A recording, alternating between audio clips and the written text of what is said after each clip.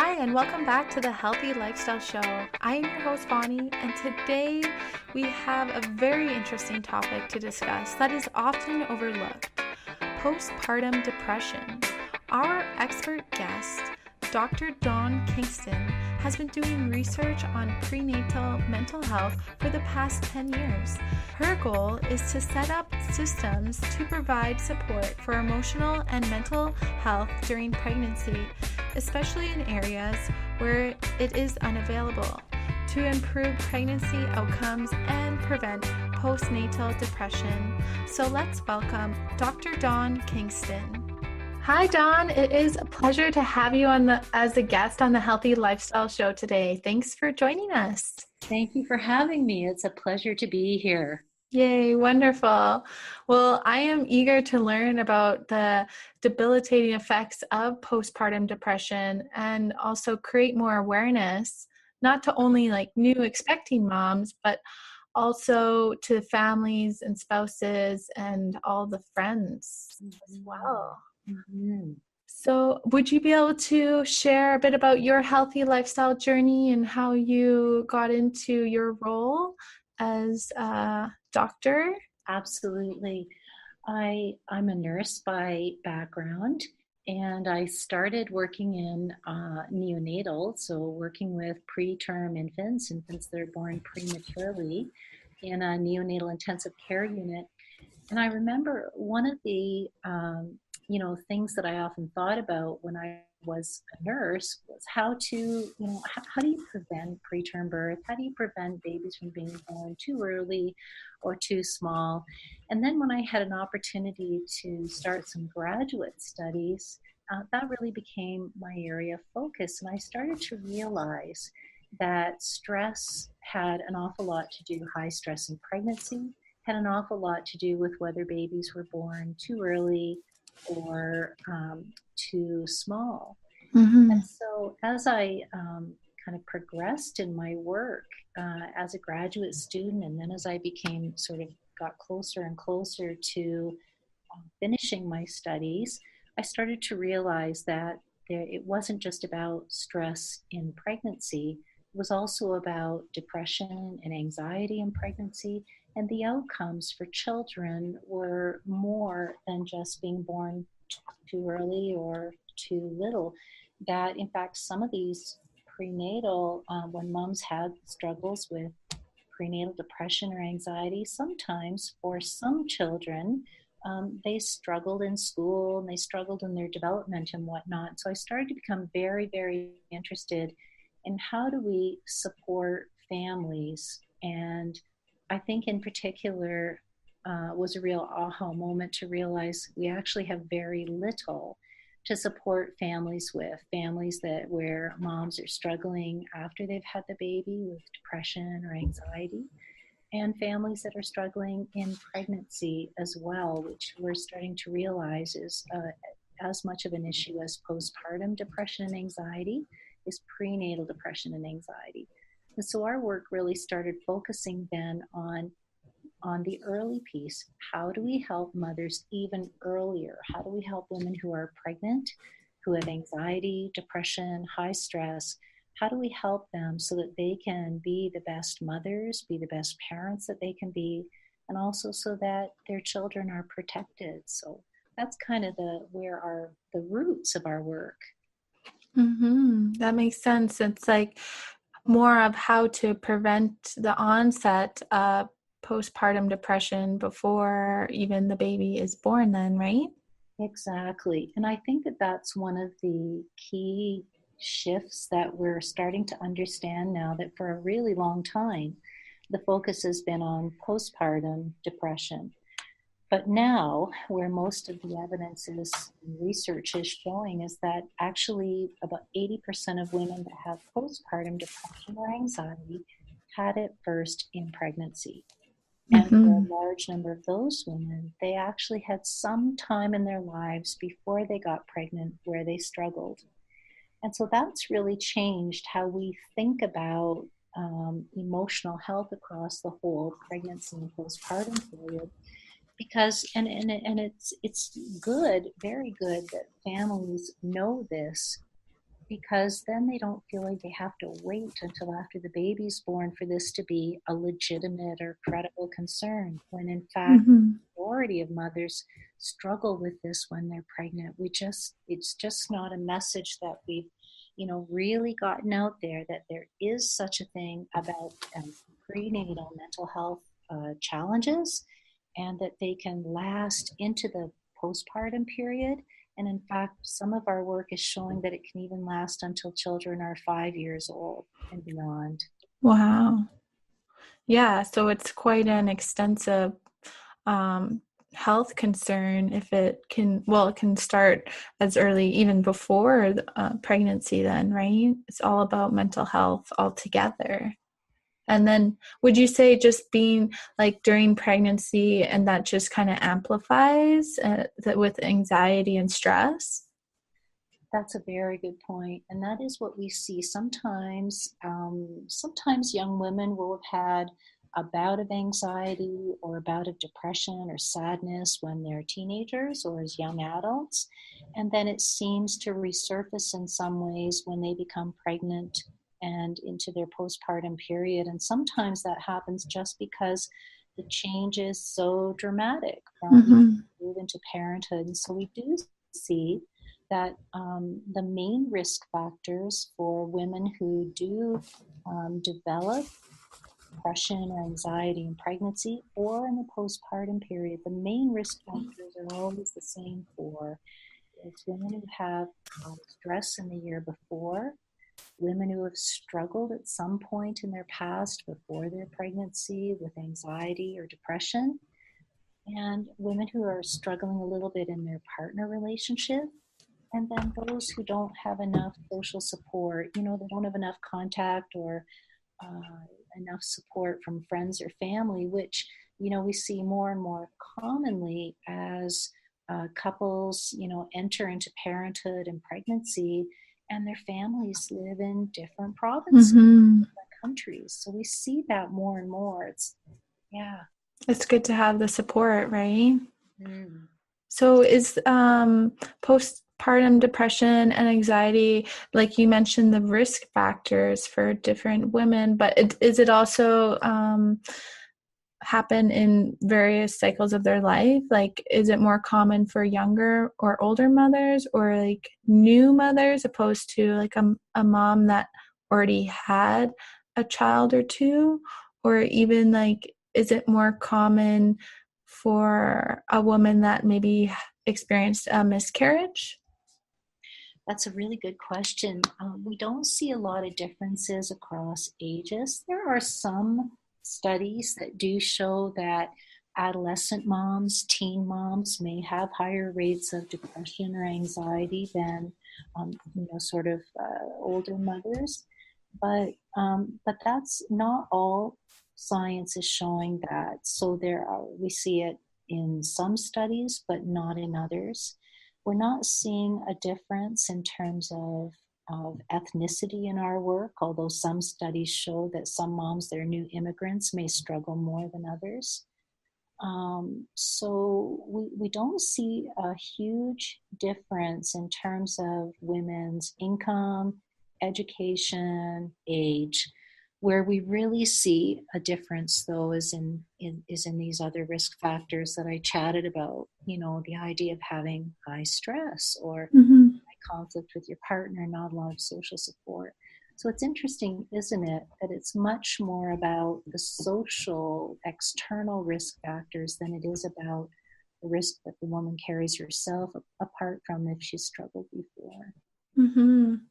Yeah, that makes sense. So just having like the right mindset and just the healthy emotional health, I guess. Mm-hmm. So how common is postpartum depression in women? We see, the typical rate that is sort of out there, and we see it globally, is around 13%, so about 1 in 5 women. Wow. And we see about the same rate for anxiety, but those rates are higher in women that have had an emotional health problem in the past, or if they've had anxiety or depression, in those women, it's much closer to sort of 35%, or 1 in 3 women that struggles. Mm-hmm. From a pregnancy point of view, some studies are showing, and our studies show this, that rates are a little bit higher than in the postpartum period. So we would see anxiety rates anywhere between 18 and 20%, and depression anywhere from 13 to 25%. So the rates seem to be higher in pregnancy than they are postpartum. Yeah. Yeah. Wow.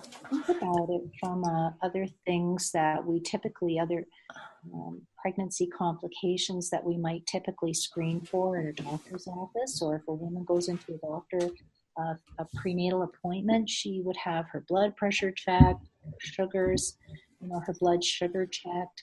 But those things range, those complications range sort of 3 to 10%. So when you think about anxiety being 18 to 20, or depression in the prenatal period being anywhere up to 25%, you can see that actually the most common complication in pregnancy really is depression or anxiety. Mm-hmm. Yeah, I can imagine there's a lot going on, especially when you're pregnant, right? And maybe it even amplifies with the emotions and hormones.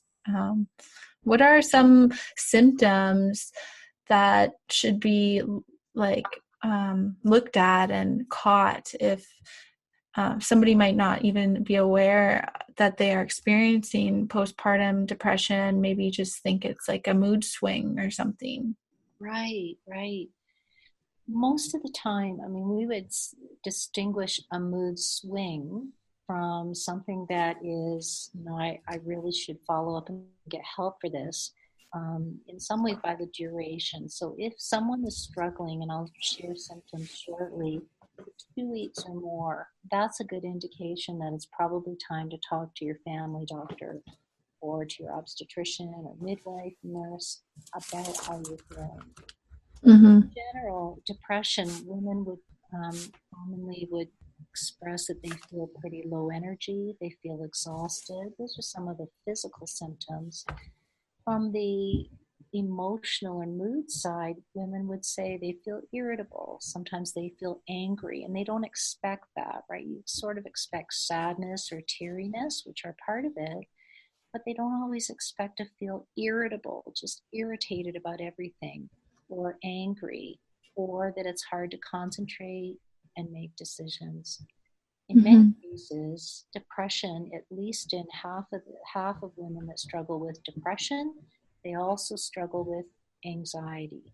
And anxiety looks like sort of this relentless worry, on edge, and edginess. Again, that irritability, restlessness, just can't relax, constant worry about everything. So no limits on what she would worry about. I think it's important to know too that sometimes in prenatal classes, for example, or in books that women read or on the internet, they might see a list of symptoms, but they might think, I don't have all of them, so I don't have depression or anxiety. But in reality, every woman's picture looks a little different, and women don't have to have all these symptoms to have anxiety or depression.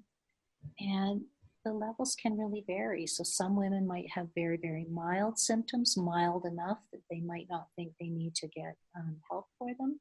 Some women might, and all the way to sort of a more severe expression of those symptoms, which might be a woman just feeling like she can't even get out of bed, or she's having a hard time just getting through the day. Mm-hmm. But in general, those kinds of symptoms, if someone has them for 2 weeks or more, good time to check in and say, this is not just a mood swing. This is more than that. Yeah, that's when you should be like looking and being aware of your mental health, and even with your close family members, right? Like, how important is it for them to be aware of postpartum depression, right? And just to have that support. And what many women find helpful too, especially women that have struggled in the past with depression or anxiety, or they feel, like it's hard for them to manage high stress. Sometimes women find it beneficial to talk to their partners and say, look, if I start going down this road and I don't see it myself, then you need to be the one to kind of let me know that things are changing for me. So having an extra set of eyes is really helpful. And many women find that when they share that with a partner or a trusted friend, that for them it feels like a safety network, that they've got somebody else looking out for them. It's a really protective strategy. Yeah, for sure. Like you said, to have those extra pair of eyes, just to notice, especially to have that different, if you have a different swing between your moods and anxiety. So, Issues that that women face is really sort of the confusion that arises out of whether this is normal or not normal. Is this part of being pregnant? Is this part of being a new mom? Or is this more than that? And I think that's where that 2-week rule is really useful. So what are some normal and not normal things to experience during or postpartum? Right. So I would say both in pregnancy and postpartum. I mean, it's quite normal for women to feel teariness at some point, some degree of overwhelm with the change that they're facing. Certainly with a new baby who isn't perhaps sleeping as well as to allow the mom to have some rest, or moms sort of comparing their baby against other babies, which seem to be more typical in their behavior. I think all these things can really drive women to feel teary and overwhelmed, and then the fatigue plays a part in that. Certainly when women feel exhausted, that just feels worse. But these things pass when they are just part of part of sort of having a bit of a down day or having trouble sort of seeing to the next day. It's when it persists for the 2 weeks or more that it becomes really a struggle. We talk about baby blues too, women having sort of that teary period for a few days after birth and up to a week, and that's really normal. But again, if it goes sort of beyond a week time, 1 week's time, you have to start thinking that maybe it's more than that. To definitely be aware of that. And when, like, if somebody hasn't gone for help, or they just feel like maybe they can overcome the depression like themselves, can it take like even a lower course of like even something deeper than depression, like a psychosis or something? Um, usually, if it's a psychosis, it sort of onsets like a psychosis. Um, so, in terms of, is there a danger in women? I think, is that kind of where you're coming from? Is the danger if women want to try and overcome this or help themselves? I'm of the opinion that women should be given the opportunity, absolutely, to manage their symptoms on their own if they want to go in that direction. And in fact, we find that as many as 50 or 60% of women really, will find out that they've got some symptoms of depression or anxiety from a doctor, nurse, midwife. And then they end up, they really want to manage that on their own. They don't want to jump into therapy. They don't want to start taking a medication. They want to manage this on their own. And there are some very good evidence-based approaches to managing low levels of depression or anxiety on your own. And those may include things like getting out in nature. These are things that are just shown to help depression across individuals in general. Getting out in nature, aerobic exercise, There's some evidence for meditation and helping people to reduce stress and therefore reducing anxiety and depression. Certainly, there are even online programs that people can use that are very helpful for helping people to change their unhelpful thinking patterns. And so and that might include something like Mood Gym, or My Compass is out of Australia. There's another one out of Australia called This Way Up. Are these apps or websites or? Your websites, yes. And I think My Compass is out of Australia. It's free. It helps people to track their moods and to put into place very healthy lifestyle changes that can, for some people, be enough to help them with their depression, anxiety, to lower their symptoms and to improve how they're feeling. Mm-hmm. And this could be for anyone necessarily, right? Not just towards postpartum depression people, or? That's right. These are in general.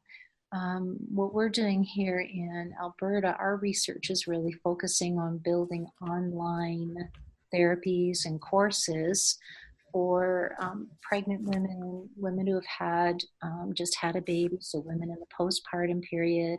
We're also working on this for couples who are struggling with infertility, who also are a little bit more prone to having sort of high rates of anxiety and depression, sadness, stress, especially.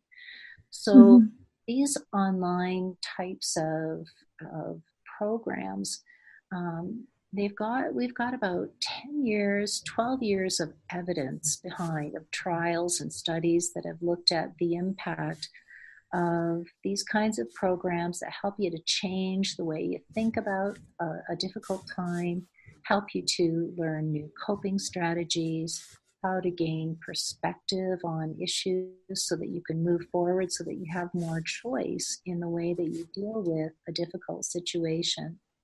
There's a really good sort of research evidence base behind them, and the ones that I mentioned in particular are well researched.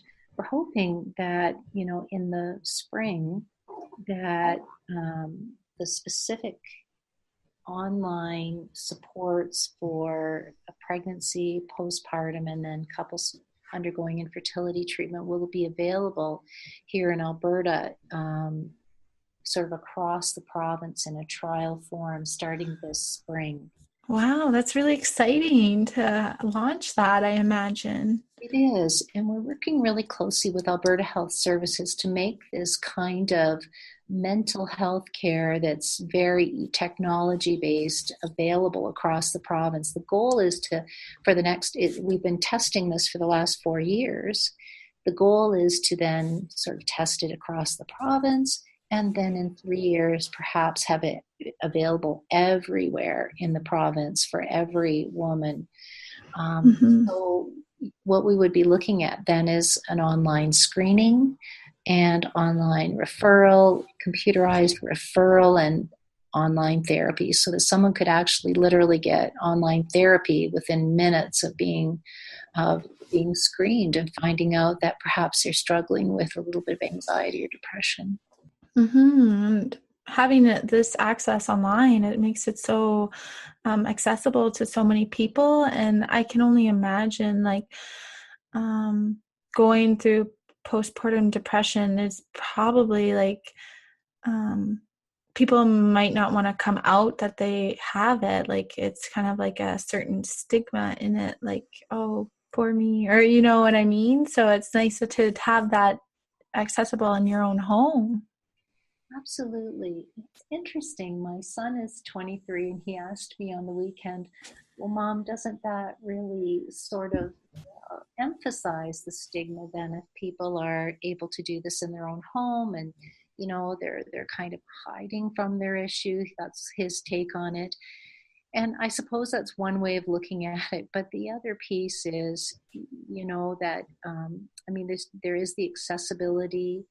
We don't have enough therapists to give everybody psychological care, or for everybody to have therapy that needs it.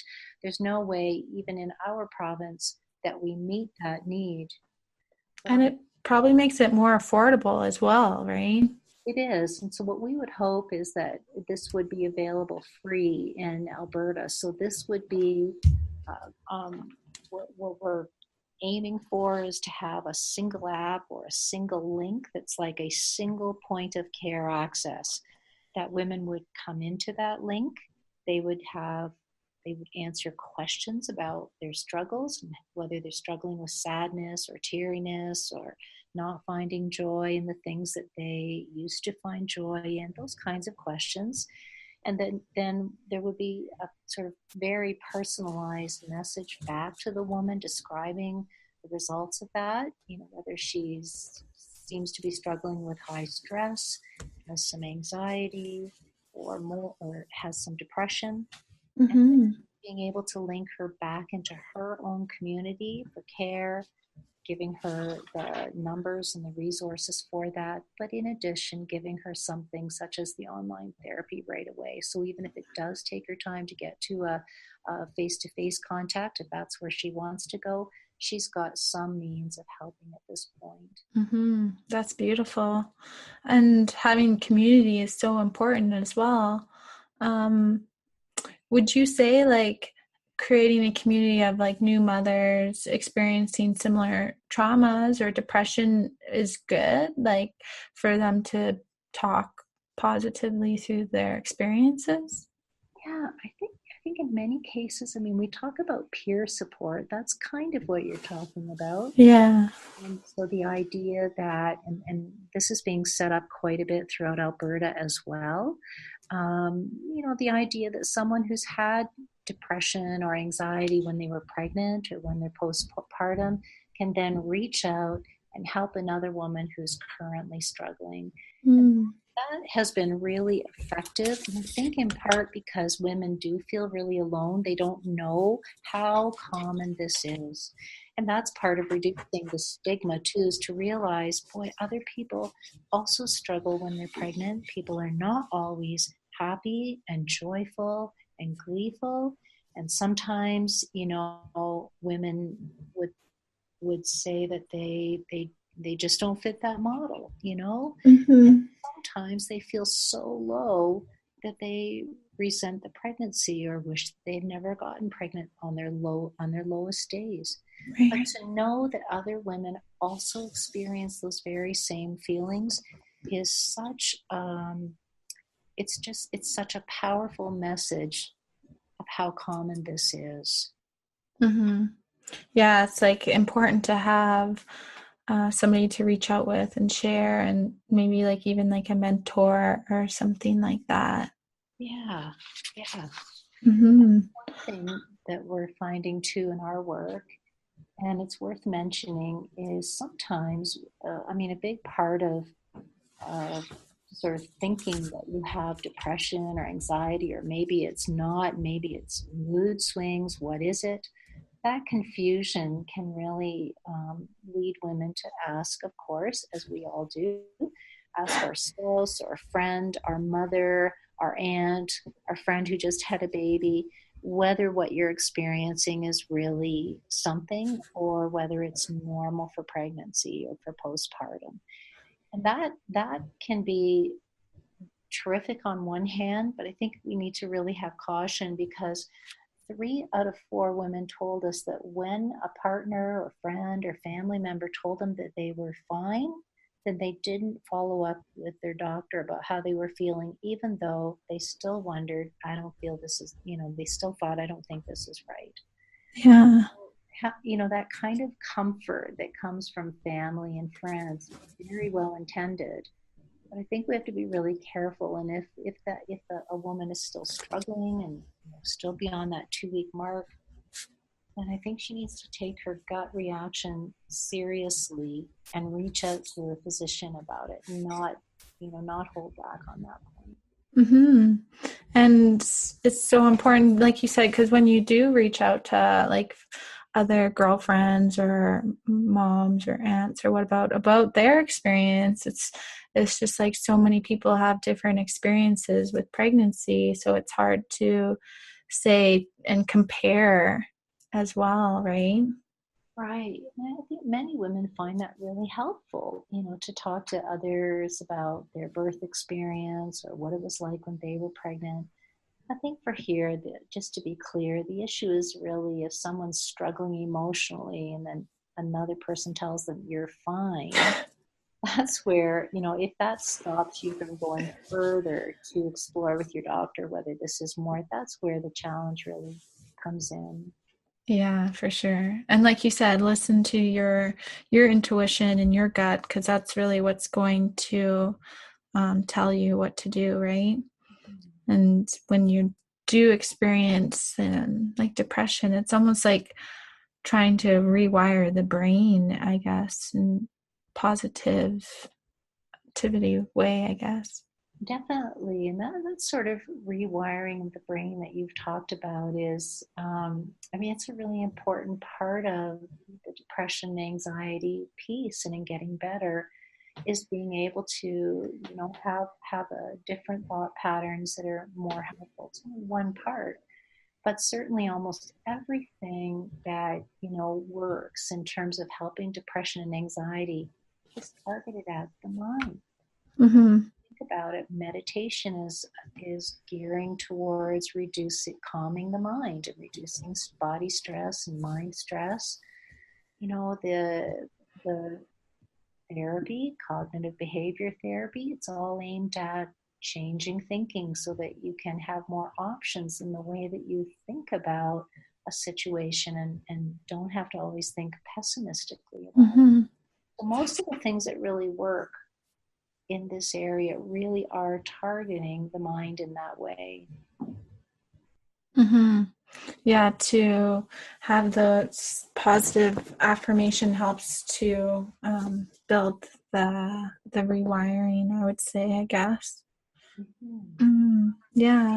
So Dawn, we always like to leave our listeners with like a healthy lifestyle tip that they can implement into their lives and their days. So based on our topic and discussion, is there any sort of tips that you could leave us with today? Yeah, I would say since we know that having high stress is one of the main risk factors for depression or anxiety at any time in our lives, but especially in pregnancy and postpartum, a really good lifestyle tip is to stay stress-free. And there are ways that you can do that. Not stress-free, sorry, stay low stress, keep stress manageable. And there's some really good strategies that are based on research evidence. Things like we talked about meditation. A really good app for that is called Headspace. Mm-hmm. I've used that one before. It's Yeah, free, it is. works. Meditation does show to both prevent depression and anxiety and to reduce symptoms. So meditation is good.